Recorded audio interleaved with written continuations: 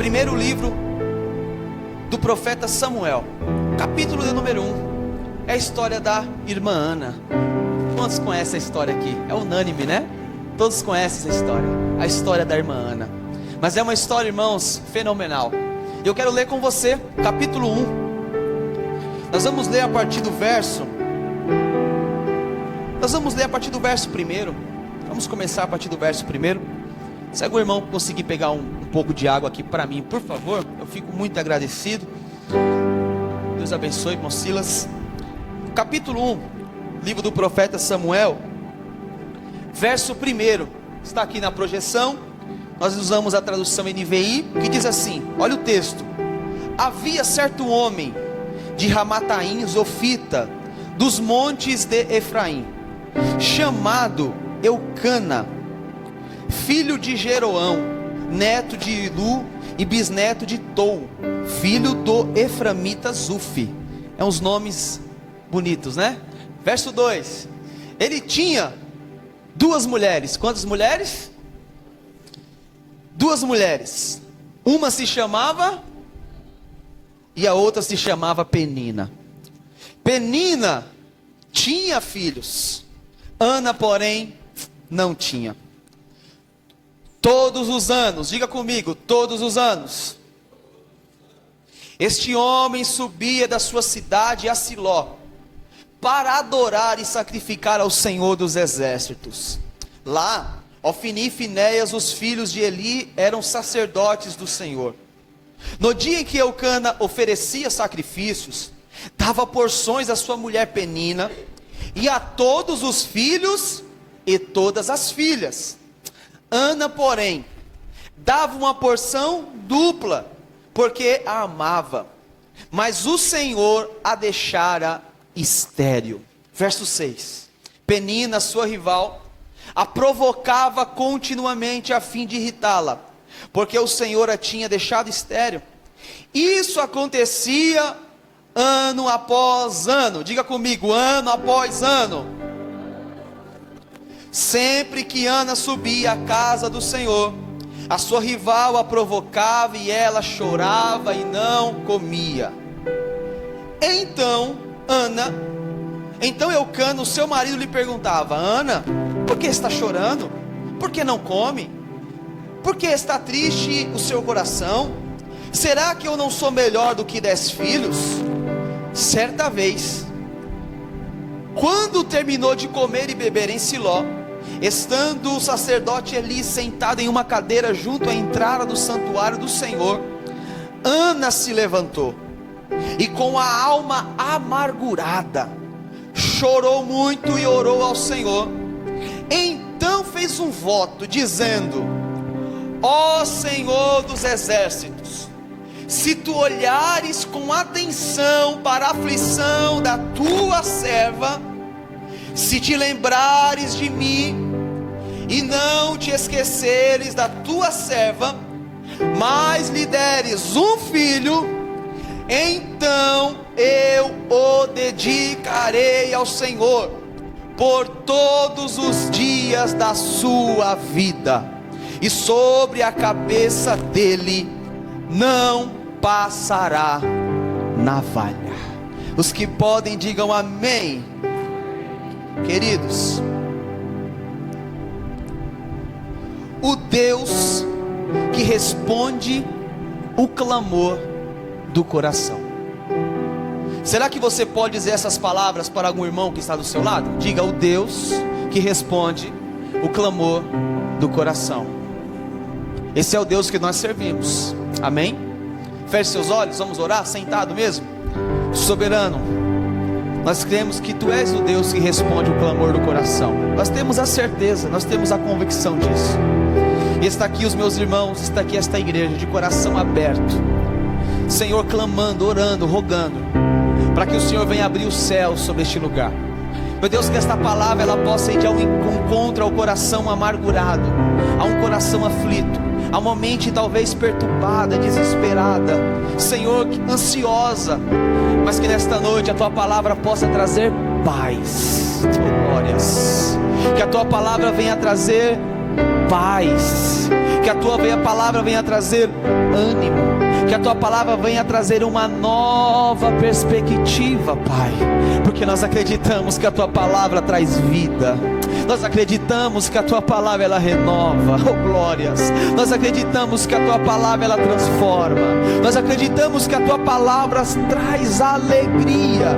E nós estamos aqui pedindo, ó Deus, visita-nos aqui. Esta é a oração humilde que eu faço, Pai, com esta igreja, em nome do teu Filho Jesus Cristo. Amém. O Deus que responde ao clamor do coração. Queridos, a história de Ana, ela nos apresenta uma mulher comum.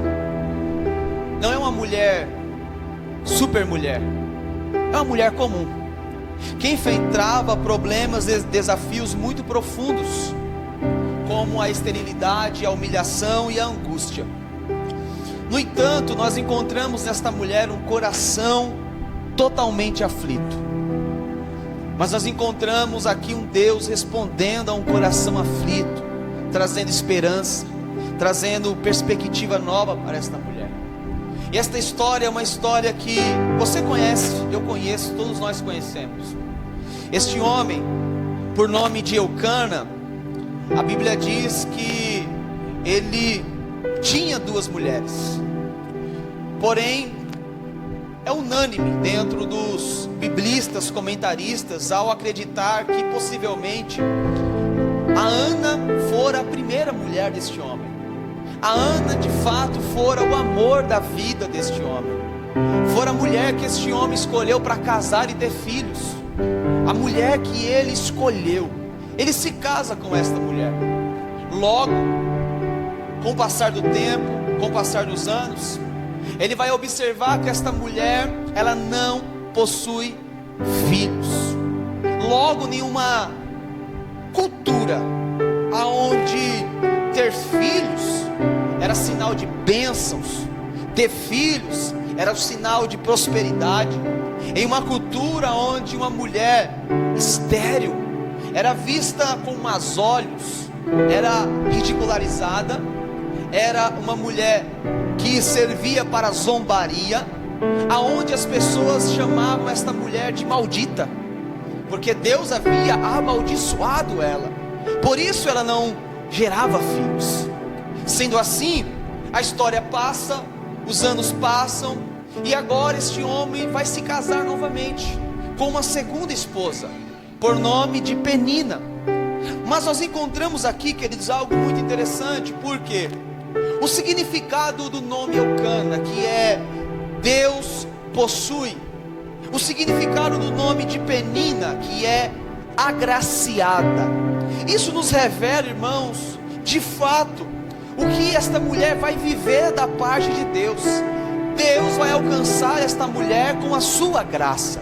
O nome dela já faz jus ao que acontecerá com ela no futuro. E este homem, por nome de Eucana, no verso 1 que nós lemos, nós encontramos o autor aqui, o escritor, fazendo questão de deixar claro qual que era a sua genealogia, qual que era a sua tribo, quem que eram os seus ancestrais, justamente para nos apontar que este homem Eucana, olhe para cá, este homem Eucana, ele era um homem, irmãos, que sim, ele era um homem fiel a Deus. Ele era um homem que tinha integridade diante do Senhor, obediente à lei. Afinal, o texto que lemos nos diz que todo ano ele subia a Siló para adorar ao Senhor. Irmãos, todo ano este homem cumpria este protocolo, este rito de ir à casa do Senhor, que estava estabelecido em Siló, para adorar ao Senhor. Isso nos aponta que este homem era um homem temente a Deus, obediente à lei. Ele tinha os seus méritos, sim, ele tinha o seu valor. Mas a história é bem clara em nos dizer, irmãos, que a mulher que ele tanto amava, a mulher que ele tanto desejava, a sua esposa Ana, ela não dera filhos a este homem. E já como dizia um sábio escritor, desconhecido que diz que um homem sem filhos é um homem sem história, porque afinal são os filhos que levam a sua história à frente. Este homem, pela mulher que ele amava, não lhe dera filhos. Porém, com a segunda esposa, a Penina, nós vemos no texto, no verso 2, que ela tinha filhos e filhas também. Nós encontramos que ela era uma mulher fértil. Nós encontramos que ela era uma mulher que tinha muitos filhos. E aos olhos humanos, irmãos, na perspectiva do homem, a Ana era maldita, a Ana era condenada, a Ana estava em pecado, a Ana, ela não agradava a Deus. A Penina era abençoada, a Penina era querida do Senhor. Isso aos olhos humanos. Mas queridos, a história vai nos contar. Eu estou aqui andando, explicando a história, que todo ano, este homem, Eucana, ele juntava toda a sua família, suas esposas, a Ana, a Penina, os seus filhos, as suas filhas, e ele subia com a sua comitiva até Siló, para adorar a Deus. Queridos, isso daqui é algo muito interessante e fenomenal, porque a Ana, ela também está incluída nesta viagem. A Ana, ela também faz parte desta comitiva. A Ana não estava ficando em casa, a Ana não estava no lar, dizendo: eu não vou para a casa de Deus, Deus me abandonou, Deus virou os olhos para mim, Deus não me quer. Não, a Ana, ela era uma mulher sim perseverante, porque todo ano ela perseverava em ir para a casa de Deus. Você pode aqui, irmãos, talvez questionar a forma que a Ana ia. Nós podemos questionar isso. Talvez a Ana não ia com um sorriso no rosto, talvez a Ana, irmão Reinaldo, ela não ia alegre. Talvez no louvor, como nós cantamos aqui de palmas, a Ana estava no canto ali no fundo, irmãos, de cara fechada, olhando para o chão, todo mundo festejando, e a Ana talvez ela estava lá, quieta, parada.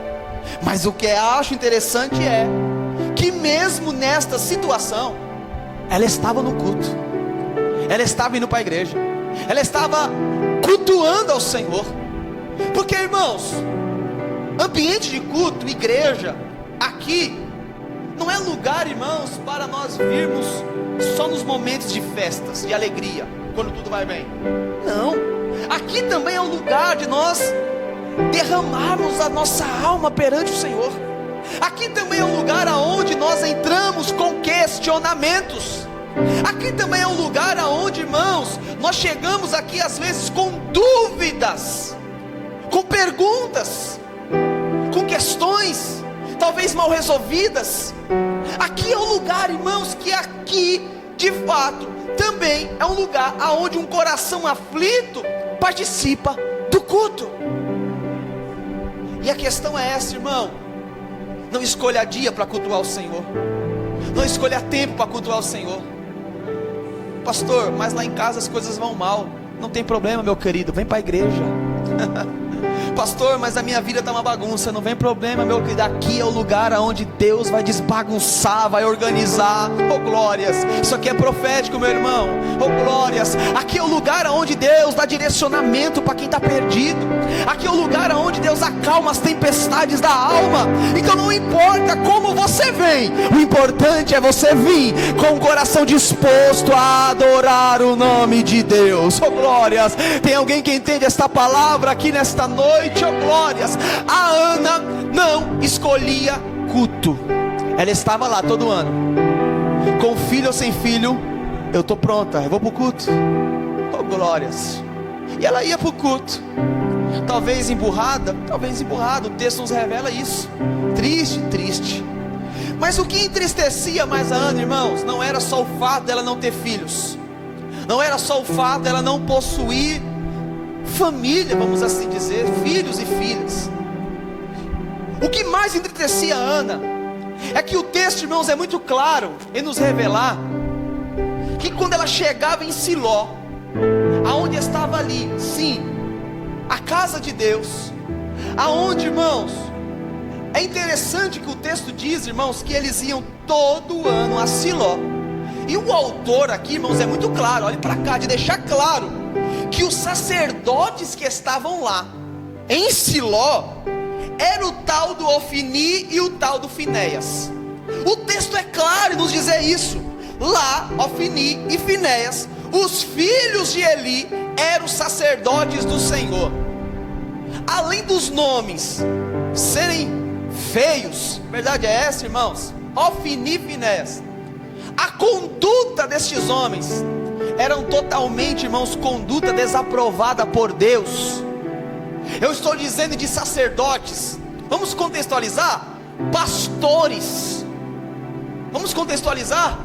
Que lideravam o culto, mas ao invés de estar liderando o culto, estavam roubando a oferta que era dada ao Senhor. Ao invés de estar prestando atenção no culto, estava prestando atenção nas irmãs do culto.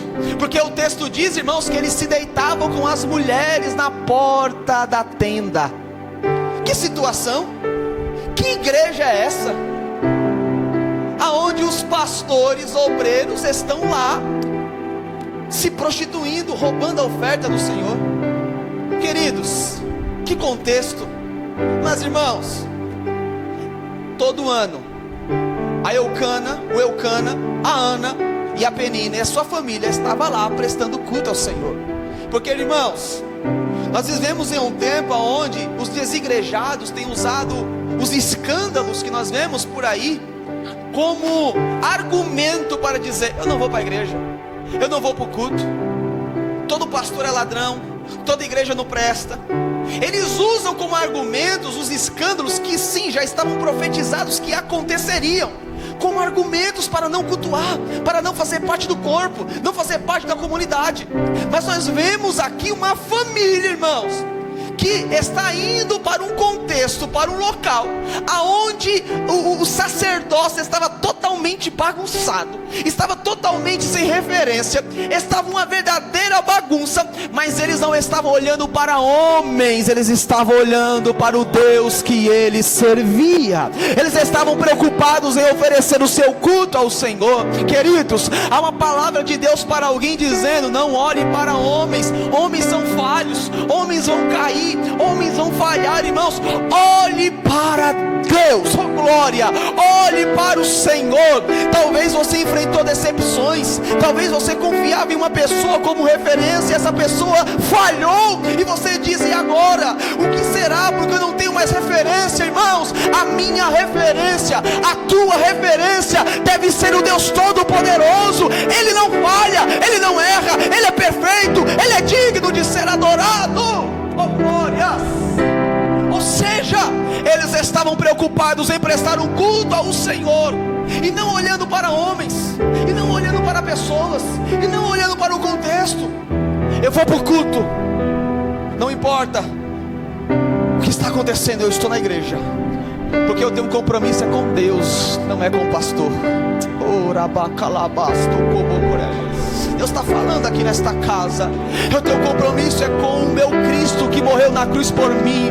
Não é com o pastor, não é com a pastora, não é com o departamento, não é com o ministério, não é com a bateria, não é com o microfone. O meu compromisso é com o meu Jesus, que me comprou com preço de sangue.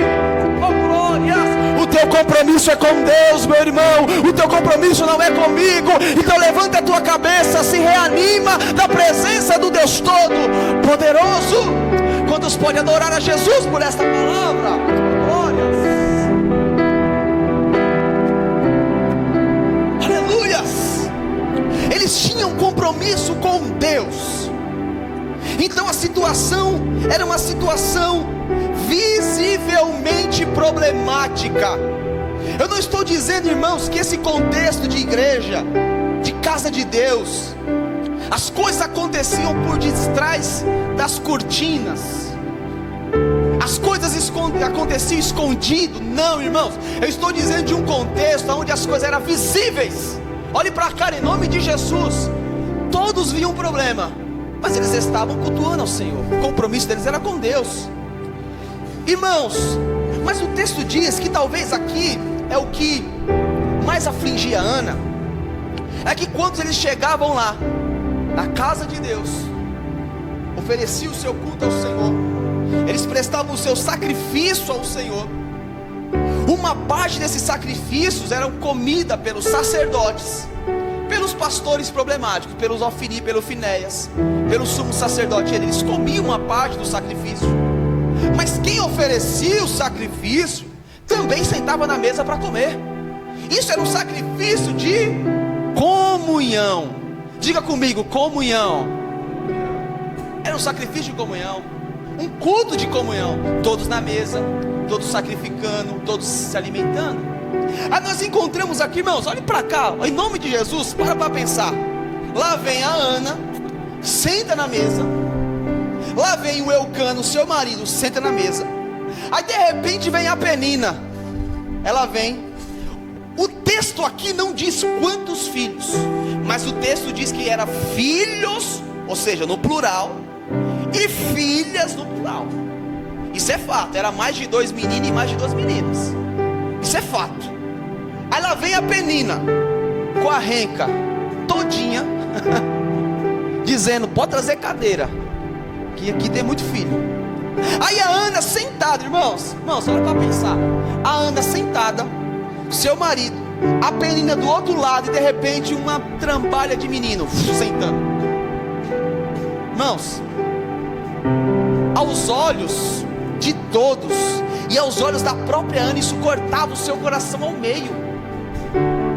Porque quando era distribuído, olhe para cá em nome de Jesus, quando era distribuída a porção para cada um comer, irmãos, a porção, a Penina, era uma porção muito grande, porque ela comia, dava para os seus meninos comerem, o Eucana comia, e a Ana ficava com um pedacinho lá, bem pequeno.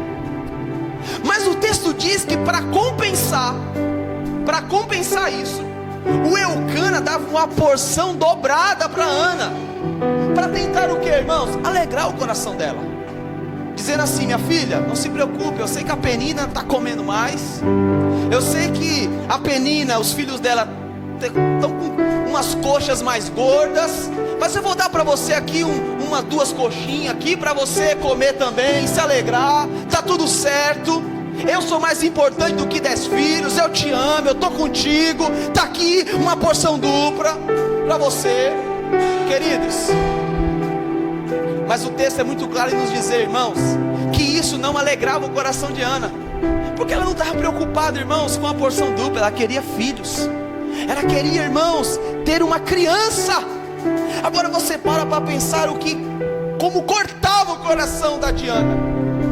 Além de ser ridicularizada, além de ser vista como uma mulher maldita pela sociedade, queridos, o texto diz no verso de número 6, olhe para mim em nome de Jesus, que a Penina ainda humilhava a irmã Ana. Para pensar, meu irmão, a Penina na mesa dizendo, olha aqui, ó os meus filhos, a falta de um eu tenho 2, 3, olha aqui a renca, todo mundo comendo, se alegrando, comunhão, a família, dando risada, oh glória. Não é gostoso quando você pega no domingo à tarde, senta na mesa lá com a sua família, com seus filhos, começa a dar risada, não é uma comunhão, não é uma grande festa? A Penina na mesa, com o maridão, com os filhos, e a Ana sozinha, olhando para um lado, olhando para o outro, um coração arrebentado, e a Penina ainda humilhando, ainda falando.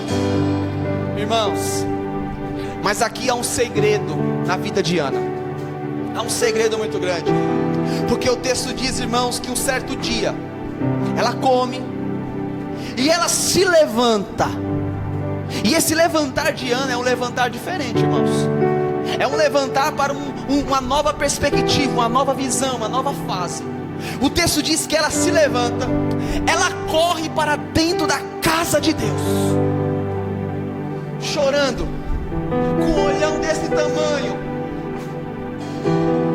coração partido, coração totalmente, irmãos, aflito, aleluias. Ela entra até a casa de Deus, ela se dobra diante do altar do Senhor, e ela começa a orar diante da presença do Deus Todo-Poderoso. Irmãos, eu não estou dizendo de uma oração qualquer não, meu irmão. Eu não estou dizendo de uma oraçãozinha chuchuruca, meia boca não. Eu estou dizendo de uma oração que vem da alma, uma oração sincera, uma oração que vem do coração, uma oração que ao ponto da sua boca não sair nada, porque ela não orava para os homens ouvir, ela orava para o Deus dela ouvir. E ela orava, clamava, falava com Deus, ao ponto do sacerdote ele julgar ela, chamar ela de embriagada, mas ela estava com o coração aberto, aflito diante de Deus. Aleluias. Eu estou dizendo, irmãos, nesta noite para nós, esse ano 2025 é o ano da perseverança, é o ano de nós extrairmos a lição da irmã Ana. Chega de nós orarmos de qualquer jeito, chega de nós orarmos de qualquer maneira. Às vezes nós oramos, irmãos, que parece no automático. Nós decoramos as nossas orações, nós não temos uma conversa franca com Deus, nós decoramos as orações. Quando você vê, você está no automático, é as mesmas orações todos os dias, as mesmas palavras todos os dias. Não tem aquela conexão do teu espírito com o Espírito de Deus. Uma oração que não passa do teto, nem chega no teto, nem um teto quer receber esta oração. Mas a irmã naquele dia, irmãos, ela estava de joelhos, com o coração aberto, ela estava clamando, clamando. A sua boca só tremia, mas a alma dela estava gritando diante de Deus. Oh glórias, a alma dela estava sendo derramada como oferta diante do Senhor. Oh glórias ao Deus Todo-Poderoso. E eu chamo a tua atenção, irmãos, é para a oração de Ana, porque a oração de Ana não é uma oração egoísta. Como assim, pastor? A oração de Ana não é uma oração egoísta. A oração de Ana é dizendo: Deus, se porventura o Senhor se lembrar da tua serva, olhares para mim, Deus, eu te entregarei este filho que o Senhor me der, para te servir todos os dias da sua vida. A oração de Ana não foi uma oração egocêntrica, pensando num dela. Não me dê um filho para eu esfregar na cara da Penina, não me dê um filho para as pessoas verem que eu sou abençoada. Não, me dê um filho, com este filho eu irei devolver ao Senhor, eu irei te entregar de volta. Oh glórias, irmãos. Aí você para pensar no contexto, Deus olhando lá do alto, lá do trono, olhando para o sacerdócio corrompido, olhando para o Eli velho, olhando para o Ofni e Finéias se prostituindo, roubando a oferta, uma bagunça, Israel sem liderança. Deus precisava de um líder, e uma mulher orando dizendo: eu te entrego meu filho. Deus precisava de uma referência, e uma mulher dizendo: se o Senhor me der, ele vai ser teu. Deus precisando de alguém íntegro, e uma mulher dizendo: se o Senhor me der, ele te servirá todos os dias da sua vida. Deus olhou para Ana e falou: essa que eu vou abençoar, essa eu vou entregar um filho, porque a oração dela está de acordo com a minha vontade. Como é que você tem orado, meu filho? Como é que você tem orado, minha filha? Pare de pensar em você. Peça para que o Senhor te abençoe, mas que essa bênção possa contribuir para o reino de Deus crescer na terra. Oh glórias. Se você está enfermo, você quer cura? Quero. Mas você vai dizer: Senhor, eu quero ser curado, mas para que eu possa ter saúde para te servir mais, para que eu possa ter saúde de pregar o Evangelho. Oh glórias. Você está orando para que o Senhor te coloque em uma empresa. Diga: Deus, eu preciso ganhar mais, eu preciso ganhar melhor. O café está R$30, está tudo caro. Eu preciso ganhar melhor, está tudo caro. Aí você vai dizer: Senhor, eu preciso ganhar mais, mas se eu entrar naquela empresa, eu vou falar do teu nome naquele lugar. Oh glórias. Tem alguém que entende esta palavra aqui nesta noite? Oh glória. Você precisa de um carro melhor? Glória a Deus. Senhor, se o Senhor me der um carro melhor, esse carro também vai servir para a obra. Eu vou carregar gente para levar para a igreja. Oh glórias. É um pedido alinhado com o propósito de Deus. Você entende isso aqui, queridos? É um pedido que está de acordo com o propósito divino. Não é um pedido que diz: Senhor, Eu quero para satisfazer o meu ego. Eu quero pela minha própria vaidade. Querido, talvez seja assim que você tenha orado até agora, e é por isso que a tua oração não tem sido ouvida. Eu disse isso aqui, irmãos, porque todos nós caímos nesse erro. Todos nós às vezes fazemos pedido pensando em nós, no eu. Me abençoa, me dá, eu quero me possuir. É muito eu. E o reino de Deus fica sempre em segundo lugar. Mas nós tivemos aqui uma série sobre o reino de Deus. Jesus falou: buscai primeiro o reino de Deus e a sua justiça, e as demais coisas vos serão acrescentadas. Com que o seu pedido, com o propósito de Deus alinhado, irmãos, eu quero profetizar nesta noite. Tem alguém que recebe esta palavra aqui? Isso aqui é profético, meu irmão, é pelo poder da palavra de Deus. Levante as suas mãos para o alto em nome de Jesus. Isso aqui é profético, um pedido alinhado com o propósito de Deus. Deus responde o clamor de um coração. A resposta de Deus está chegando sobre a vida de alguém aqui nesta noite.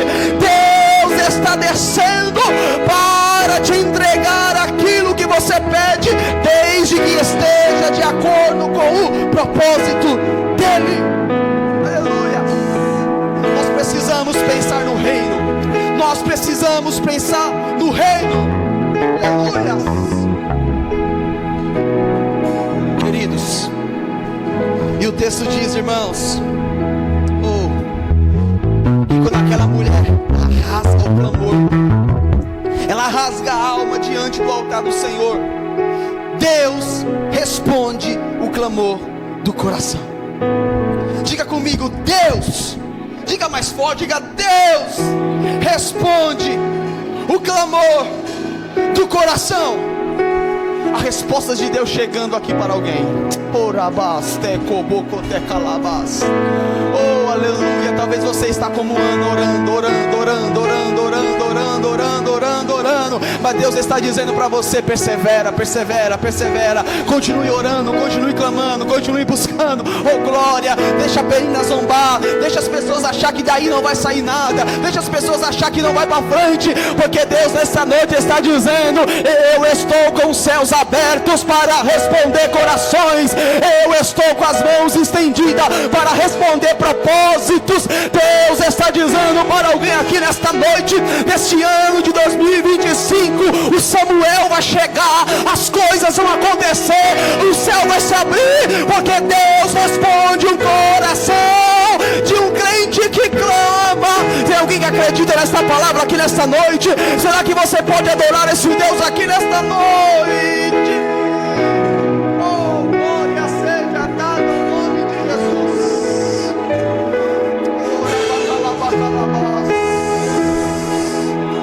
Não importa, as pessoas te chamarão de louco, as pessoas te chamarão de louca, as pessoas dirão que você está embriagado, as pessoas dirão que você está embriagada.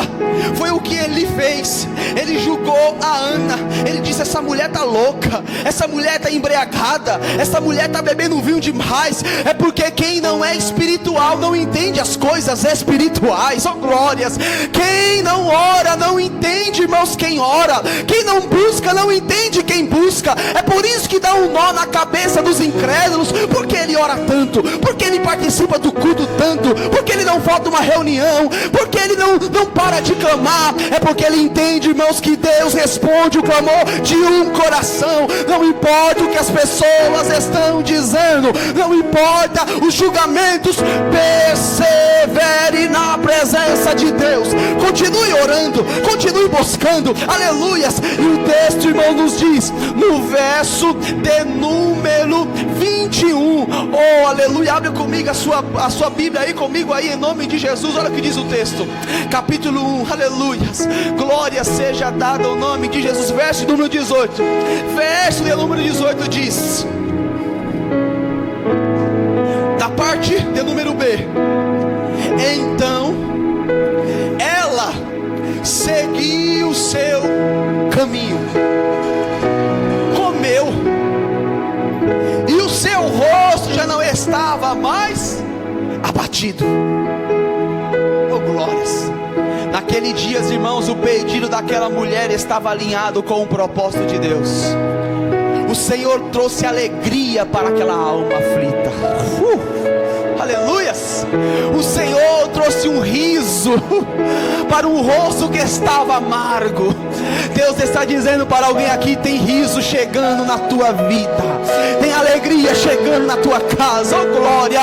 Você recebe esta palavra aqui nesta noite. Deus está dizendo para alguém aqui nesta noite: o teu rosto vai mudar, a tua feição vai mudar, porque a alegria de Deus chega na tua vida.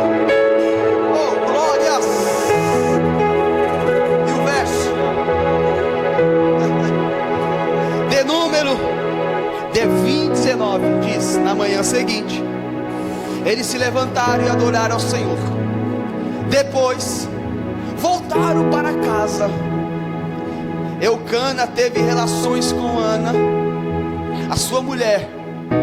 Irmão, isso aqui é profético. E o Senhor se lembrou dela. Você não entendeu isso aqui, meu irmão? Vou repetir isso aqui, irmãos. O Senhor se lembrou dela. Não é que Deus havia esquecido dela, é que Deus estava esperando o tempo certo. Oh glórias! Deus se lembra de Ana. Ana engravidou, e no devido tempo, tem o tempo certo, tem a hora certa, tem a circunstância certa. Não é no meu tempo, não é no teu tempo, não é no nosso tempo, é no tempo dele. Ele é soberano, aleluias. E o tempo certo deu à luz um filho, e lhe deu o nome de Samuel, dizendo: eu o pedi ao Senhor. Samuel, que significa ouvido por Deus. Deus está ouvindo as orações de uma alma que clama. Deus está ouvindo as orações de um coração que clama. Oh, glória seja dada ao nome do Deus Todo-Poderoso. Deus não está com os ouvidos dos tampados. Isso aqui, nesta noite, é profético. Deus não está com os ouvidos. Não. Deus está com os ouvidos abertos, ouvindo a oração de uma igreja, de um povo, de um crente que clama. Deus ouvirá a oração de alguém. Você recebe isso aqui? Deus ouvirá as orações de alguém. Oh glórias! A Penina não vai entender. A Penina vai ficar perturbada. A Penina vai bater cabeça. A Penina vai ficar tendo que cortar a língua com o dente. Mas como assim ela não tinha, passou a ter, porque Deus ouviu as orações. Como assim, rapaz? Ele não possuía, como é que ele tem? É porque Deus ouviu as orações. Como assim? Aquela igreja prosperou, cresceu, é porque Deus ouviu as orações. Como assim? Ele trocou de carro, trocou de casa, está trabalhando em uma empresa maior, é porque Deus ouviu as orações. Deus está ouvindo as orações de alguém. Você pode levantar as mãos para o alto. Você pode levantar as mãos para o alto. Deus está ouvindo as tuas orações.